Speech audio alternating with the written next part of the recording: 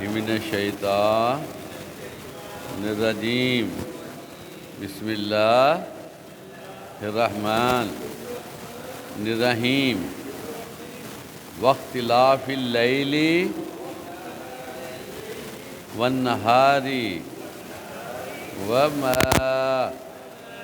انزل اللہ من السماء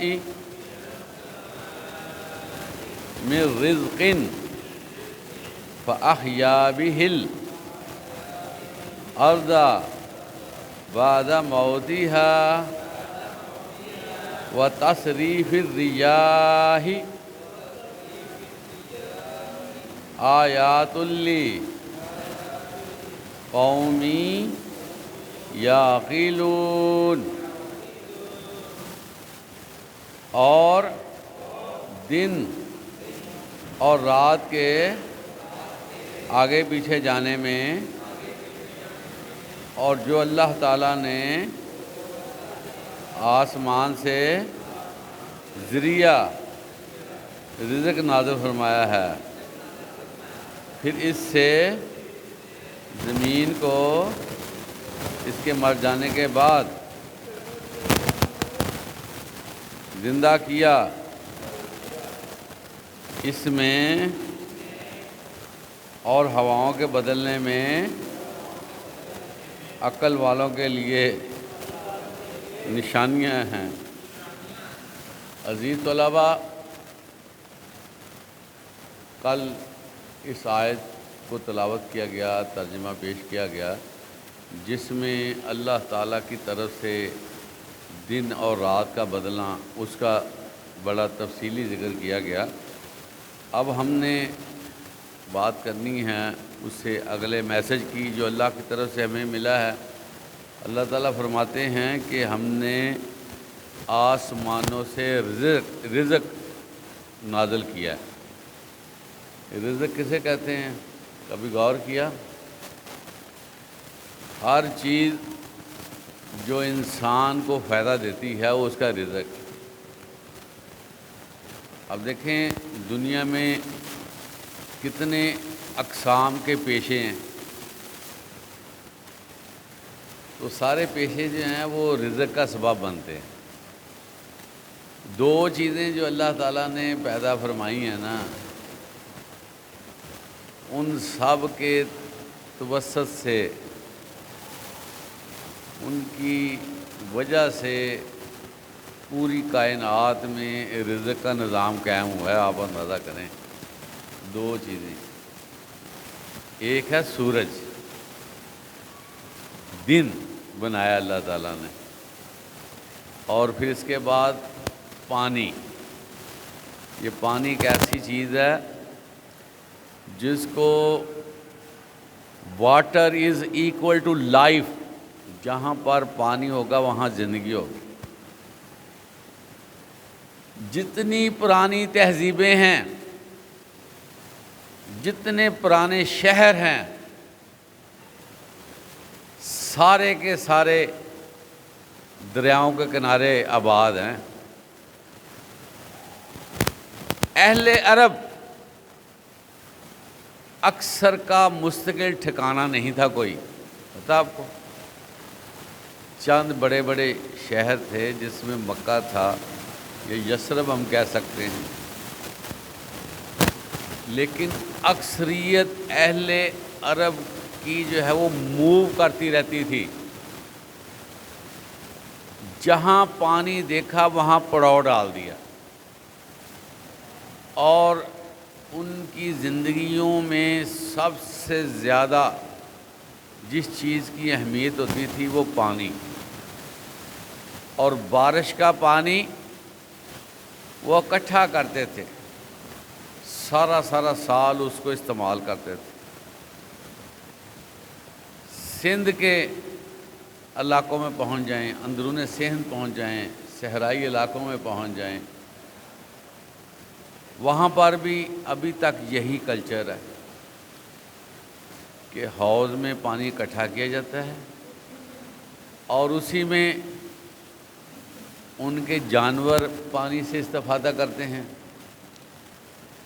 اور پودوں درختوں کو پانی دینے کے لیے بھی وہاں سے استعمال کیا جاتا ہے، انسانی ضروریات بھی وہیں سے پوری کی جاتی ہے۔ اور اللہ تعالیٰ فرما رہے ہیں کہ یہ دیکھو میری طرف سے کہ میں تمہیں آسمانوں سے رزق دیتا ہوں۔ اب دیکھیں کہ یہ جو بادلوں کا میکانزم ہے یہ کسی کے ہاتھ میں ہے۔ کئی دفعہ بادل جلدی آ جاتے ہیں، کئی دفعہ قحط کا سا ماحول بن جاتا ہے۔ دنیا نے بہت ساری چیزوں کو کنٹرول بھی کیا ہے، اس میں ڈیولپمنٹ بھی کی ہے، لیکن بادلوں کے حوالے سے آپ کو پتہ ہے کہ یہ خود ہی آتے ہیں اور برستے ہیں۔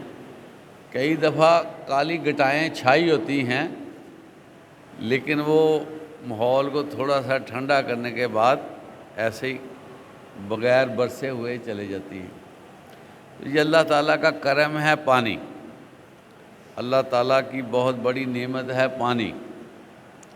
پانی کے حوالے سے آپ علیہ الصلوۃ والسلام نے بڑی وارننگ دی ہوئی ہے، اور اس کے استعمال میں ہر درجہ احتیاط ہے۔ آپ صلی اللہ علیہ وسلم ہمیشہ برتن سے پانی لے کر وضو کرتے تھے تاکہ پانی کا کوئی قطرہ ضائع نہ ہو۔ بڑا مختصر پانی ہوتا تھا جس سے وضو فرماتے تھے۔ اسی طرح غسل کرتے وقت بھی بڑی قلیل مقدار میں پانی کا استعمال کیا جاتا تھا۔ آپ صلی اللہ علیہ وسلم نے فرمایا کہ پانی میں ہر درجہ احتیاط کرنی چاہیے، اگرچہ تم نہر کے کنارے ہی کیوں نہ وضو کرتے ہو۔ اندازہ کریں کہ نہر چل رہی ہے، اس میں پانی اگر اٹھا لیا جائے گا تو کتنا ہوگا، لیکن نہیں، کہا گیا کہ نہر کے کنارے وضو کرتے وقت پانی کا استعمال احتیاط سے ہونا چاہیے۔ اور پانی جو ہے یہ اللہ تعالیٰ کی بہت بڑی نعمت ہے۔ دنیا کی کوئی چیز جو لیکوڈ شیپ میں ہے اس کو آپ جتنا مرضی استعمال کر لیں، لیکن آپ یہ کہہ اٹھیں گے کہ مجھے پانی کی ضرورت ہے، پانی کے بغیر بندے کو صدق نہیں ہے۔ اور پھر اللہ تعالیٰ فرماتے ہیں یہ وہ پانی ہے جو زمین پر گرتا ہے، اس سے پہلے زمین مردہ پوزیشن میں ہوتی ہے، اس پانی کی مدد سے اللہ تعالیٰ اس زمین میں زندگی ڈال دیتا ہے اور مردہ زمین ہری بھری ہو جاتی ہے۔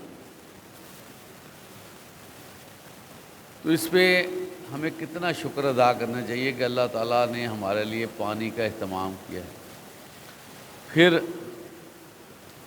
یہ جو پانی کا نظام ہے، جو پہاڑی علاقے ہیں وہاں پر برف کی شکل میں یہ پانی گرتا ہے،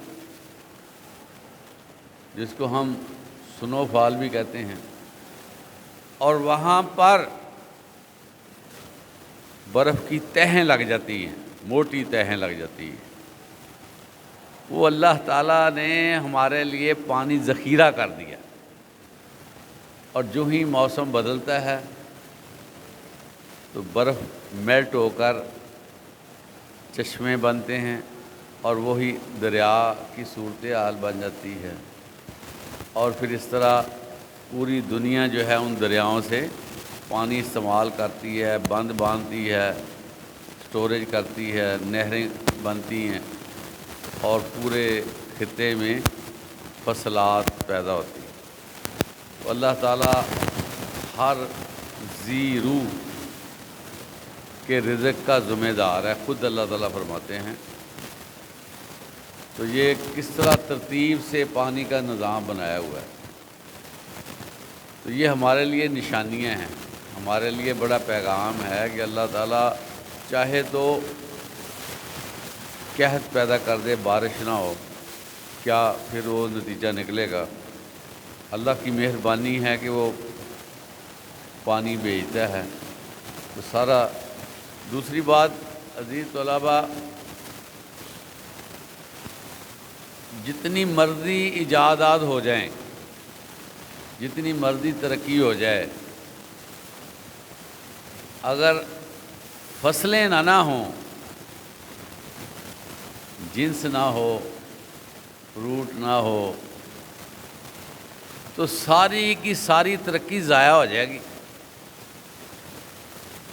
تو سب سے زیادہ ضروری چیز جو ہے انسان کی غذا ہے، اور اللہ تعالیٰ نے دیکھیں کیسے غذائی اہتمام کیا ہے، اور ترتیب سے موسم آتے ہیں اور اس طرح فصلات پیدا ہوتی ہیں۔ اللہ تعالیٰ فرماتے ہیں کہ میں مردہ زمین میں اس پانی کی وجہ سے جان ڈال دیتا ہوں۔ اس کے بعد اللہ تعالیٰ فرماتے ہیں وَتَصْرِيفِ الرِّيَاحِ، اور ہواؤں کے بدلنے میں اللہ کی نشانیاں ہیں، ہواؤں کے بدلنے میں۔ اب دیکھیں کہ کسی وقت ٹھنڈی ہوا، کسی وقت جو ہے نمی والی ہوا، کسی وقت گرم ہوا، تو یہ جو ہوائیں ہیں یہ بارش کا سبب بھی بنتی ہیں۔ اگر ہوائیں نہ چلیں تو بارش بھی نہ ہو۔ تو مختلف علاقوں سے مختلف ہوائیں آتی ہیں۔ سائبیریا کی ہواؤں کے بارے میں آپ نے سنا ہوگا کہ جب وہاں سے ہوائیں آئیں تو سمجھ لیں کہ سردی شدت میں آ جائے گی، صرف ہواؤں کی وجہ سے ہی سردی پیدا ہو جاتی ہے۔ تو آپ دیکھیں کہ ہوا ہمیں نظر نہیں آتی، لیکن اس کے اندر کتنی زیادہ تبدیلیاں آ جاتی ہیں۔ دوپہر کے وقت گرم ہوا، رات کے وقت ٹھنڈی ہوا، موسم آنن فانن بدل جاتا ہے، اور سب سے پہلے موسم کی تبدیلی کا پیغام ہوا کے ذریعے آتا ہے کہ اب موسم اس طرح کو ہو گیا، ٹھنڈا ہو گیا یا گرم ہو گیا۔ تو یہ نشانی ہے اللہ کی طرف سے کہ ہوائیں اللہ جاری کرتا ہے۔ بعض اوقات کراچی میں، ساحلی علاقوں میں، وہاں پر ہوائیں رک جاتی ہیں، اور وہاں پر شہریوں کا برا حال ہو جاتا ہے اسی وقت۔ وہاں پر سانس لینا مشکل ہو جاتا ہے یہ ساحلی علاقوں میں جب اگر ہوا رک جائے۔ تو کتنی بڑی نعمت ہے ہوا کے دم سے وہ خوش ہیں، ہوا کے دم سے ان کی زندگی ہے۔ دیکھنے میں یہ ہوا جو نظر نہ آنے والی، اللہ تعالیٰ کہ یہ جو چیزیں ہیں عقل والوں کے لیے نشانیاں ہیں۔ اب عزیز طلباء، اللہ تعالیٰ اتمام حجت بنا رہا ہے، ذرا غور کیا کریں۔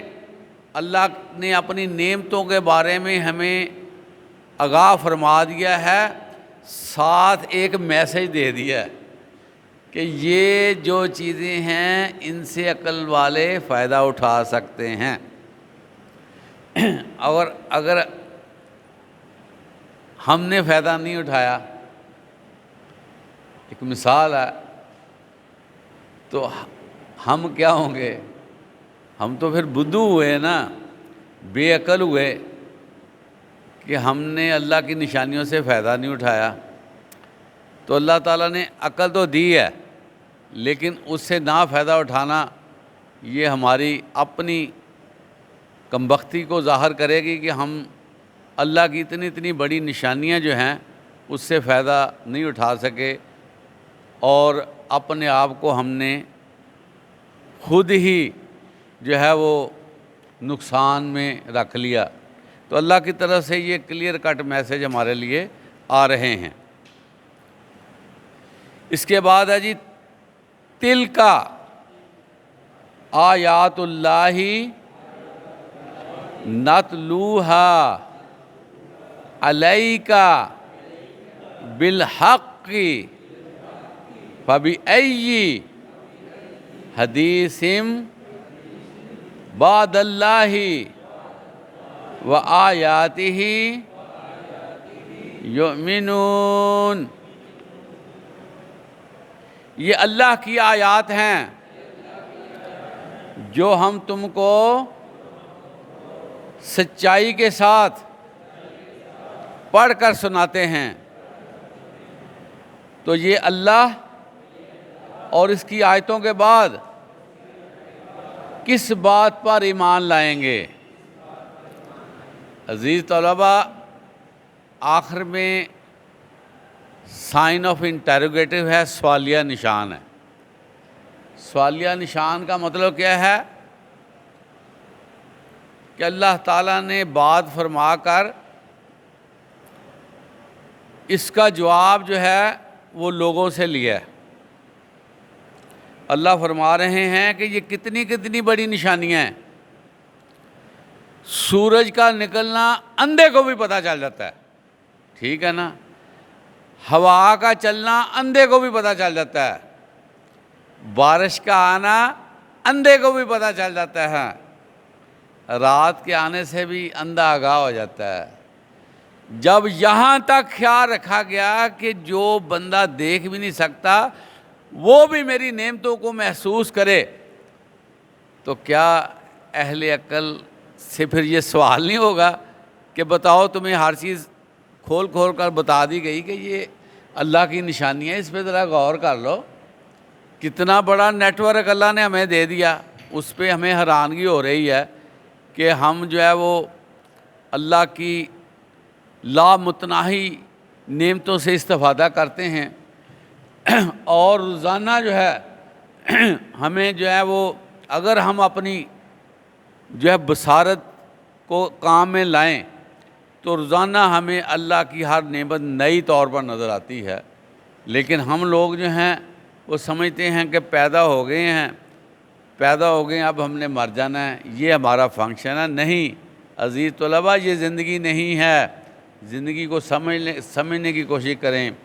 یہ بات میں آپ کو بتا دوں کہ زندگی جو ہے نا، زندگی جیسے تیسے گزر جانی ہے، لیکن اس میں جو ہماری پرفارمنس ہے نا وہ نکال لی جائے گی۔ اب ہم نے دیکھنا ہے کہ ہماری پرفارمنس کتنی ہے، کتنے پرسنٹ ہے۔ اگر اس میں سے پرفارمنس نہیں نکلتی، زندگی گزار دی، تو بتائیں وہاں پر ہمیں ریوارڈ کس چیز کا ملے گا، کس چیز کا ہمیں انعام ملے گا، کیسے ہمیں جنت ملے گی کہ یہ بندے نے بڑا کام کیا۔ تو جتنے بڑے لوگ ہوئے ہیں، تاریخی لوگ جو ہوئے ہیں، انہوں نے بھی زندگی گزاری ہے، لیکن ٹو دی پوائنٹ زندگی گزاری ہے، اپنے مقاصد کا تعین کیا ہے، اپنے آپ کو اللہ کے لیے وقف کیا ہے، اور اس طرح کا زندگی میں شیڈول بنایا ہے کہ اللہ تعالیٰ نے ان کی تھوڑی سی عمر میں بہت ان سے کام لے لیا۔ یہ بات ذہن میں رکھیں، جو بندہ اللہ کے لیے اٹھ کھڑا ہوتا ہے، اللہ تعالیٰ اس کی عمر میں برکت ڈال دیتے ہیں۔ ہم سمجھتے ہیں کہ صبح ہوئی ہے، رات ہوئی ہے۔ جو بندے اللہ کے لیے کام کرتے ہیں نا، تو اللہ تعالیٰ ایسا ان کو ویژن دے دیتا ہے کہ پورے دن میں وہ اتنا کام کر لیتے ہیں کہ عام آدمی اس کا تصور نہیں کر سکتا۔ ہم اٹھتے ہیں، ادھر ادھر کرتے کرتے دن ہمارا آگے پیچھے ہو جاتا ہے، لیکن جو بندے کام کرنے والے ہیں وہ ایک ہی دن میں اتنا کام کر لیتے ہیں کہ تاریخ کا حصہ بنتے جانتے ہیں۔ اس لیے ہمیں غور کرنا چاہیے اور اس زندگی کو اللہ کے لیے وقف کریں، اس زندگی کو ترتیب دیں، اس زندگی میں پلان بنا لیں۔ دیکھیں میری بات سنیں، ایک بندہ کسی بھی سفر کا قصد کرتا ہے، اگر وہ گھر بیٹھا رہے گا تو چھوٹے سے چھوٹا سفر بھی اس سے طے نہیں ہونا، لیکن وہی بندہ اگر سفر کا قصد کر کے نکل پڑتا ہے، جتنی مرضی لمبی مسافت ہو، جتنا مرضی بڑا فاصلہ ہو، بندہ وہاں پہنچ جائے گا۔ اور یہی وجہ ہے کہ یہاں سے لوگ حج کرنے کے لیے پیدل سعودی عرب جاتے رہے ہیں، پیدل حج کرنے کے لیے جاتے رہے ہیں، ان کا عزم ہوتا تھا۔ یہ فیصلہ کرنا زندگی کے لیے انتہائی لازم ہے کہ ہم نے کچھ کرنا ہے، اس کرنے کے لیے آہستہ آہستہ پلان ترتیب دیا جاتا ہے۔ تو میجورٹی ہم میں سے ایسے ہی ہے، وقت گزار رہی ہے، آگے اس کا مشن نہیں ہے، جس کی وجہ سے ہماری عمریں جو ہیں وہ ضائع ہو رہی ہیں، اور اللہ تعالیٰ ہر بندے سے پوچھے گا۔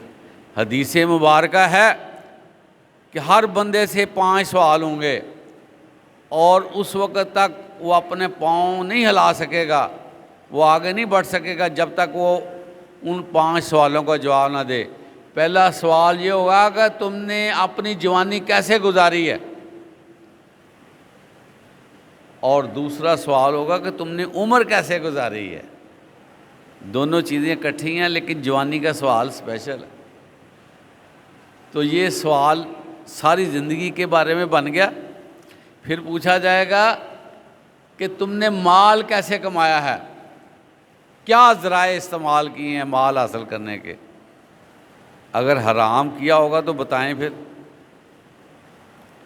اور پھر اس کے بعد یہ نہیں کہ میں نے کمایا ہے، میں نے محنت سے کمایا ہے، اب شادی آئی ہے بچے کی، میں اتنا لٹا دوں گا، میں یہ کر دوں گا، میں وہ کر دوں گا۔ نہیں، جو بندہ فضول خرچی کرے گا، خواہ اس نے حلال سے بھی پیسہ کمایا ہوگا، وہ گلٹی ہو جائے گا، وہ مجرم بن جائے گا۔ اگلا سوال ہوگا کہ مال خرچ کیسے کیا ہے۔ یہ خرچ کرنے کے بارے میں ذہن میں رکھا کریں، جو آپ خرچ کرتے ہیں پہلے اس کو جسٹیفائی کیا کریں کہ یہ جائز ہے یا ناجائز ہے۔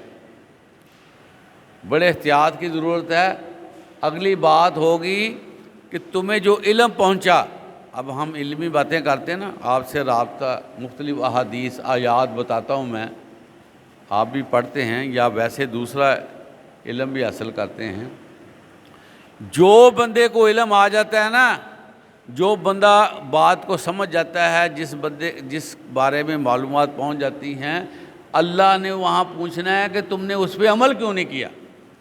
تو بہت سی چیزیں ہم ایک کان سے سن کے دوسرے کان سے نکال دیتے ہیں، وہ ہمارے سر آ جاتی ہیں، وہ ہم سے قیامت کے دن سوال ہونا ہے، اور اس وقت تک ہمارا پاؤں نہیں سرک سکے گا جب تک یہ 5 سوالوں کا ہم جواب نہ دے سکیں۔ تو اللہ تعالیٰ ہمیں ان 5 سوالوں کی تیاری کرنے کی توفیق عطا فرمائے۔ وآخر دعوانا الحمدللہ رب العالمین۔